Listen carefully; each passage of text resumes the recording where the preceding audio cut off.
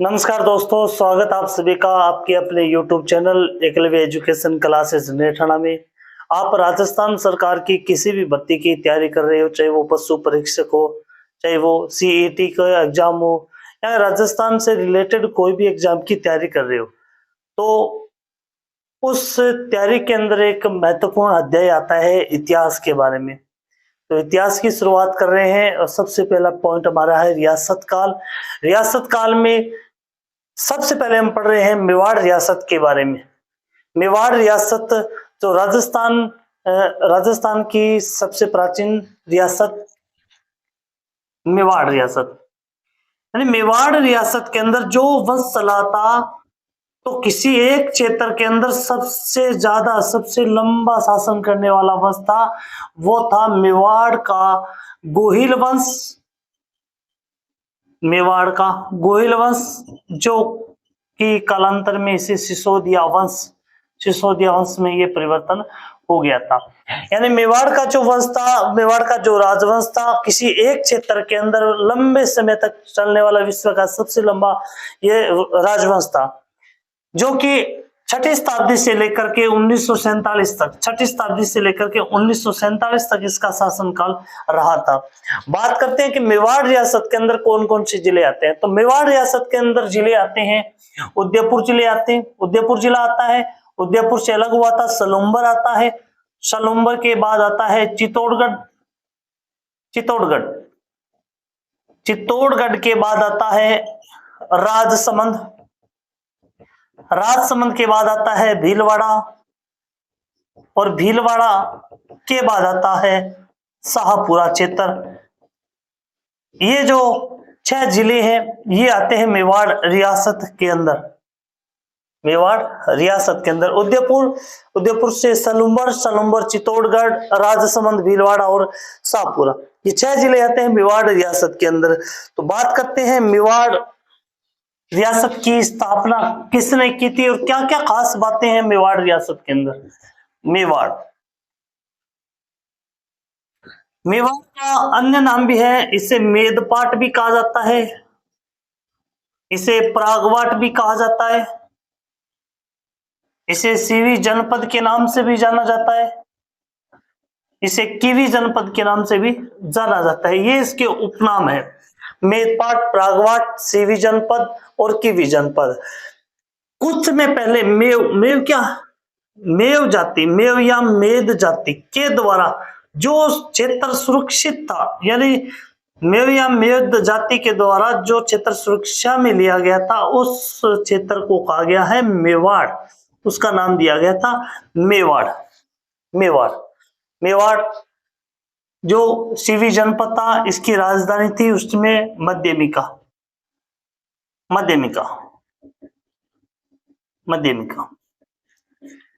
अलग अलग इतिहासकारों की अलग अलग बातें हैं, और मेवाड़ रियासत के बारे में अनेक विद्वानों ने अलग अलग बातें कही है कि इस क्षेत्र के अंदर मेदपाट, प्रागवाट, सीवी जनपद, कीवी जनपद के नाम से जो भी इसके उपनाम उल्लेखित है वो अलग अलग कारणों के कारण है। लेकिन डॉक्टर हरिशंकर प्रसाद ओझा जी ने जो मेवाड़ रियासत के बारे में उल्लेख किया है उसे प्रमाणिक बताया गया है हरिशंकर प्रसाद ओझा के द्वारा। तो आगे जो बात करते हैं मेवाड़ रियासत की सामान्य जो बातें हैं, मेवाड़ रियासत की प्रथम जो राजधानी थी वो नागदा थी। नागदा की राजधानी थी। उसके बाद अलट के द्वारा आहड़ को राजधानी बनाया गया। उसके बाद ये राजधानी बनी थी चित्तौड़गढ़।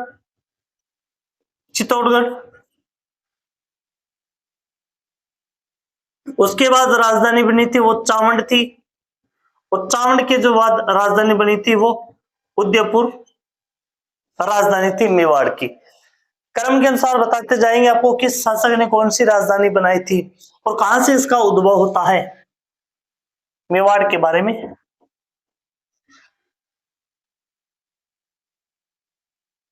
मेवाड़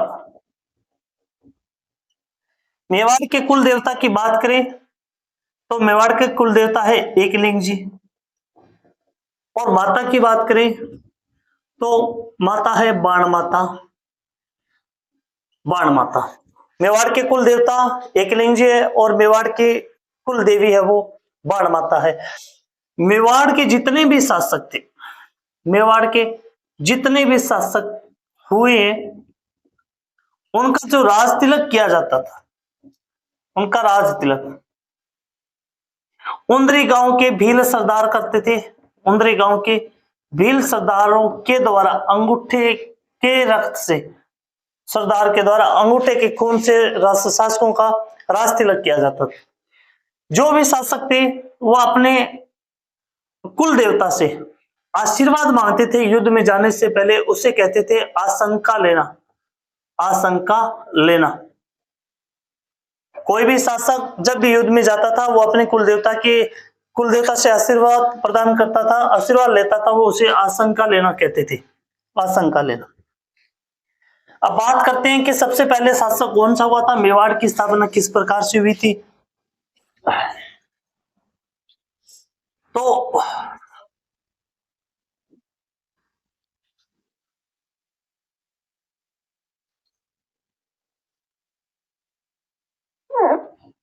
गुर्जर शासकों के अधीन एक क्षेत्र था केहर, केहर क्षेत्र था। केहर क्षेत्र में एक ब्राह्मण रहता था, ब्राह्मण का नाम था शिवादित्य। ब्राह्मण का नाम था शिवादित्य। उसकी एक बेटी थी सुभागा, सुभागा उसकी बेटी थी सुभागा। सुभागा विवाह के पहले दिन ही विधवा हो गई थी। सुभागा विवाह के पहले दिन ही विधवा हो गई थी। विधवा होने के बाद ब्राह्मणों के द्वारा इसे बीज मंत्र मिला था, इसे बीज मंत्र दिया गया था जिसका वह उच्चारण दिन प्रतिदिन करती थी। एक दिन ऐसे रूप में उसने बीज मंत्र का उच्चारण कर लिया तो सूर्य भगवान प्रकट हो गए। सूर्य भगवान जैसे ही प्रकट हुए उनके आशीर्वाद से सुभागा गर्भवती हो गई, गर्भवती हो गई। अब कहने की सकते हैं कि सुभागा का पति नहीं था, वो विधवा हो चुकी थी, लेकिन सूर्य भगवान की कृपा से वो गर्भवती थी। तो यह जान के जब शिवादित्य को मिली तो शिवादित्य ने लोकलाज के नर से सुभागा को भेज दिया था वल्लभी नगर में, वल्लभी नगर में, वल्लभी नगर में सुभागा को भेज दिया था। वल्लभी नगर में सुभागा ने एक बच्चे को जन्म दिया था। जब बच्चा बड़ा हो गया तो वो बच्चों के साथ बाहर जब खेलने जाता था तो बच्चे उसको चिढ़ाते थे बात बात पर, तो उससे कहते थे तेरा बाप कौन है, तू किसका बेटा है। तो एक दिन ये बच्चा रोता हुआ अपनी माँ सुभागा के पास आया, सुभागा से पूछा कि माँ मेरा पिता कौन है। तो सुभागा ने पुनः बीज मंत्र का उच्चारण किया, भगवान सूर्यदेव प्रकट हुए। ने इस बच्चे को पूरी घटना बताई, किस प्रकार से तुम्हारा जन्म हुआ था। तो सूर्य देवता ने एक पत्थर दिया इस बच्चे को कि इस पत्थर को हाथ में लेकर के तुम जिसे भी अपना निशाना बनाओगे तो वह गिर जाएगा, हार जाएगा। तो इस पत्थर के कारण ही इस बच्चे का नाम कालांतर में शिलादित्य रखा गया, शिलादित्य। अब शिलादित्य कौन थे? सुभागा का पुत्र था। यहां से घटनाक्रम शुरू होता है। शिलादित्य ने जब शिलादित्य बड़ा हुआ तो अपनी सैन्य शक्ति को बना करके वह वल्लभी नगर के राजा को मार करके वहां का शासक बन गया। कौन? शिलादित्य। शिलादित्य शासक बन गया। इनकी पत्नी थी पुष्पावती, इनकी पत्नी थी पुष्पावती। अब पुष्पावती ने मन्नत मांगी कि अगर मेरा बच्चा होगा तो मैं मां जगदम्बा के मंदिर में जाऊंगी और पूजा अर्चना करूंगी। तो मां जगदम्बा के आशीर्वाद से पुष्पावती गर्भवती हुई और अपनी मन्नत के अनुसार पुष्पावती पैदल जगदम्बा मां के मंदिर की ओर प्रस्थान किया।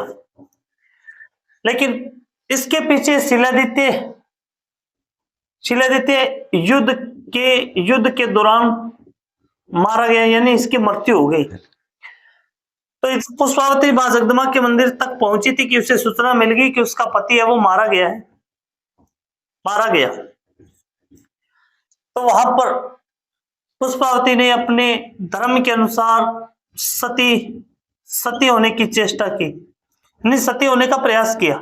लेकिन मां जगदम्बा के मंदिर में जो ब्राह्मण रहते थे उनकी विनती पर कि आप एक गर्भवती महिला हो, आपके गर्भ के अंदर बच्चा पल रहा है, तो आप बच्चे को साथ में सती नहीं हो सकती। तो पुष्पावती ने बच्चे का जन्म तक इंतजार किया। एक मवलिया नामक गुफा में उस बच्चे को जन्म दिया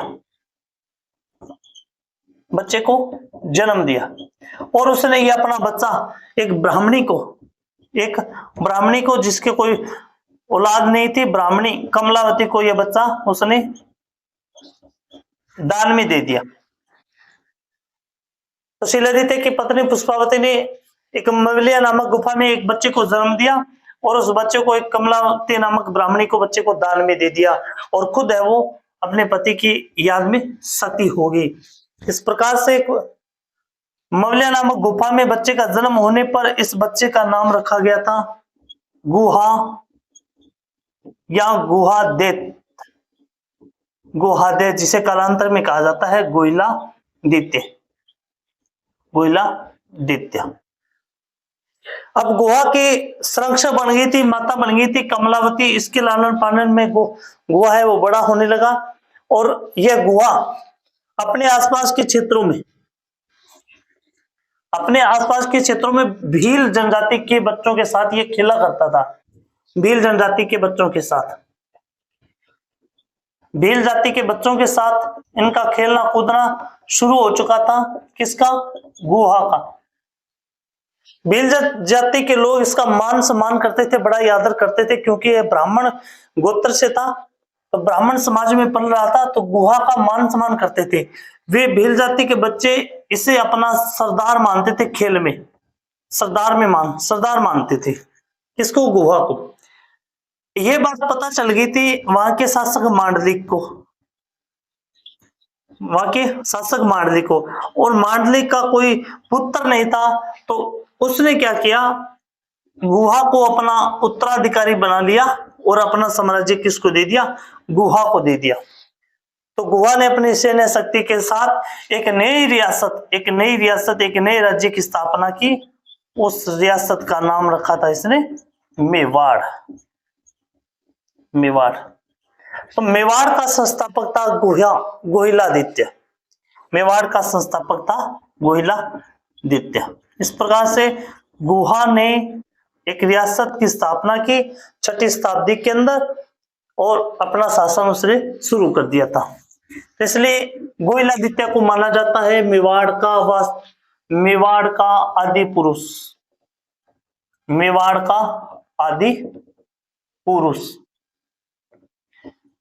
का मूल पुरुष, मेवाड़ का संस्थापक ये माना जाता है गोहिलादित्य को। मेवाड़ का मूल पुरुष, मेवाड़ का आदि पुरुष और मेवाड़ का संस्थापक माना जाता है गोहिलादित्य को। उसके बाद जो शासक हुआ था वो था बप्पा रावल। मैं प्रतापी शासकों के बारे में बता रहा हूं केवल। बप्पा रावल के पिता थे नागादित्य। इसके अत्याचार से परेशान होकर के भील लोगों ने इसे मार गिराया था। यानी नागादित्य गोहिल वंश का 8वीं पीढ़ी का शासक था नागादित्य। तो इसके अत्याचार से परेशान होकर के नागादित्य को भील जाति के लोगों के द्वारा मार गिराया गया और इसका बच्चा था तब बप्पा मात्र 3 वर्ष का था। तो नागादित्य के कुछ राजपूत सैनिक थे, उनके द्वारा बप्पा को सुरक्षित स्थान पर यानी नागेंद्र नगर नागेंद्र नगर में ले जाया गया। वहां पर बप्पा रावल को सुरक्षित रखा। नागेंद्र गांव नगर, जिसे वर्तमान में नागदा के नाम से जाना जाता है। तो नागेंद्र गांव के ब्राह्मणों के द्वारा बप्पा रावल का लालन पालन होने लगा। बप्पा रावल अपने पिता की मृत्यु के समय मात्र 3 वर्ष के थे। उनके बप्पा रावल के जो पिता थे, उनके सैनिकों, राजपूत सैनिकों ने बप्पा रावल की सुरक्षा की थी और उसे नागेंद्र गांव में ले जाया गया था, जिसको वर्तमान में नागदा कहा जाता है। वहां के ब्राह्मणों में बप्पा रावल का लालन पालन किया था।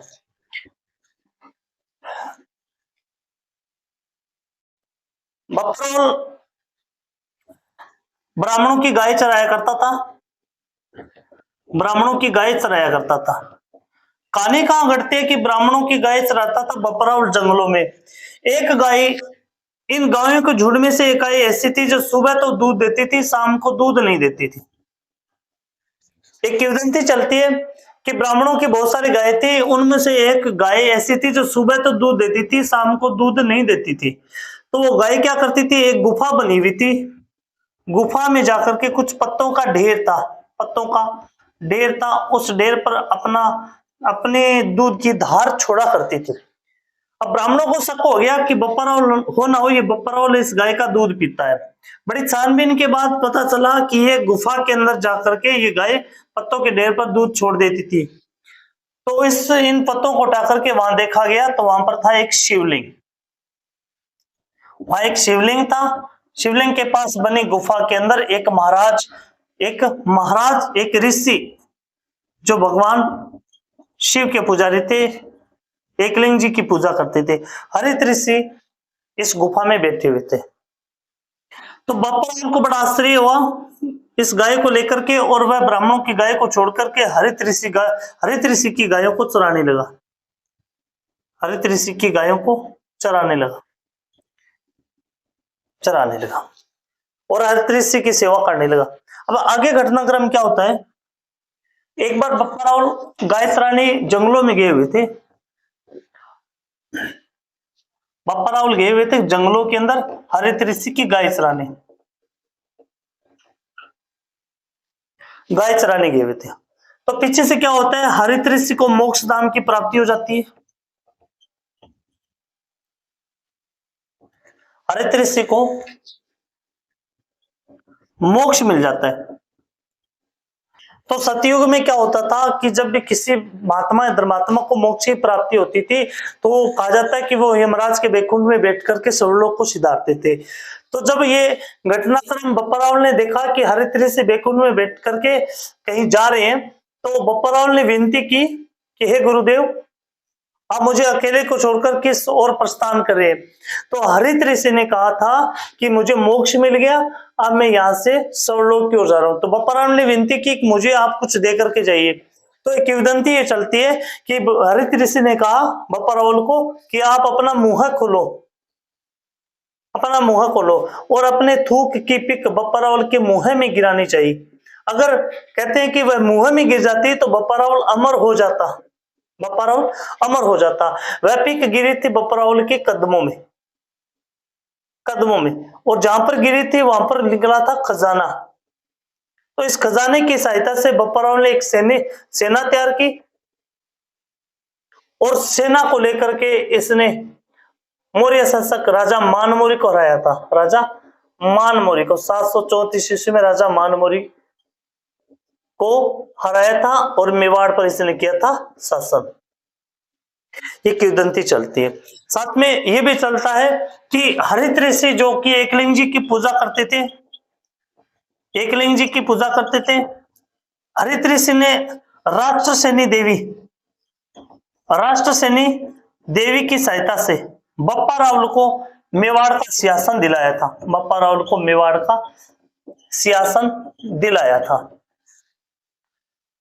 तो बप्पा रावल के संबंध में अन्य भी बातें चलती है इनके नाम को लेकर के कि बप्पा रावल का वास्तविक नाम क्या था। बप्पा रावल का वास्तविक नाम कर्नल जेम्स टोड कहते हैं। कर्नल जेम्स टोड कहते हैं कि बप्पा रावल का मूल नाम था सील। वीर विनोद एक पुस्तक है, वीर विनोद की पुस्तक, वीर विनोद पुस्तक में लिखा गया कि बप्पा रावल का मूल नाम था महेंद्र, महेंद्र। लेकिन पंडित हरिशंकर प्रसाद ओझा क्या कहते हैं, हरिशंकर प्रसाद ओझा जी कहते हैं कि बप्पा रावल का मूल नाम था कालभोज, कालभोज या मालभोज। ज्यादातर इतिहासकार पंडित हरिशंकर प्रसाद ओझा के इस कथन से समर्थन देते हैं, इस कथन को, कि हरिशंकर प्रसाद ओझा कहते हैं कि बप्पा रावल का मूल नाम था कालभोज, और ये जो बप्पा थी यह कालभोज की उपाधि थी, बप्पा थी वो कालभोज की उपाधि थी, कालभोज की उपाधि, कालभोज की उपाधि थी। अब जितने भी घुइल वंश के शासक हुए वो अपने नाम के आगे रावल लगाते थे, तो ये जो बप्पा नाम था ये उपाधि थी, और बप्पा अपने नाम के आगे लगाते थे रावल, रावल। इस प्रकार से कालभोज की ये जो उपाधि थी वो बप्पा रावल के नाम से थी। और ये भी सत्य है कि कालभोज की जो समाधि बनाई थी, समाधि बनी थी, उस समाधि का नाम भी क्या रखा गया था, बप्पा रावल रखा गया था। तो मेवाड़ का जो वास्तविक संस्थापक माना जाता है, मेवाड़ का संस्थापक तो गोइलादित्य, मेवाड़ का वास्तविक संस्थापक, वास्तविक संस्थापक माना जाता है, वो माना जाता है कालभोज को या मालभोज को या बप्पा रावल को, यानी एक ही नाम है ये, कालभोज, मालभोज और बप्पा रावल वास्तविक संस्थापक। लेकिन खुद कालभोज, कालभोज जो मेवाड़ का संस्थापक, मेवाड़ का वास्तविक संस्थापक मानता था, कालभोज खुद मेवाड़ का वास्तविक संस्थापक मानता था, वो मानता था एकलिंग जी को, एकलिंग जी को। क्यों मानता था, क्योंकि कालभोज के गुरु थे हरित ऋषि, और कालभोज ये मानता था कि हरित ऋषि ने एकलिंग जी की सहायता से इसे मेवाड़ की रियासत दिलाई थी।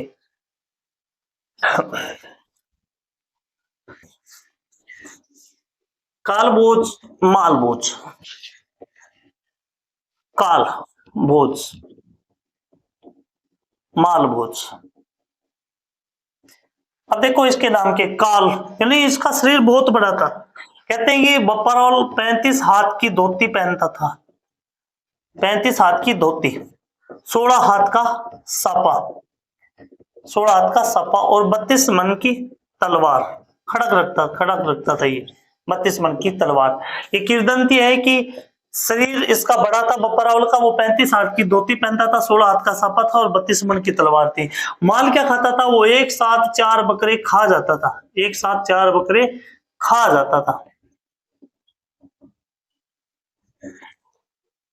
जब बप्पा रावल मेवाड़ का शासक बना तो उसने नागदा के अंदर, नागदा के अंदर 2 निर्माण स्थान बनवाए थे। नागदा के अंदर उसने एकलिंग जी का मंदिर बनवाया था, एकलिंग जी का मंदिर, और दूसरा निर्माण करवाया था सहस्त्र बाहु का मंदिर, सहस्त्र बाहु का जिसे कहा जाता है वर्तमान में सास बाहु का मंदिर नागदा के अंदर बनवाया था। नागदा का प्राचीन नाम था नागेंद्र का। जुड़े रहिए हमारी एकलव्य कोचिंग क्लासेस नेठाना के साथ, और इसी तरह से पढ़ते रहे हम मेवाड़ और अन्य रियासतों के बारे में। धन्यवाद, सब्सक्राइब जरूर करें।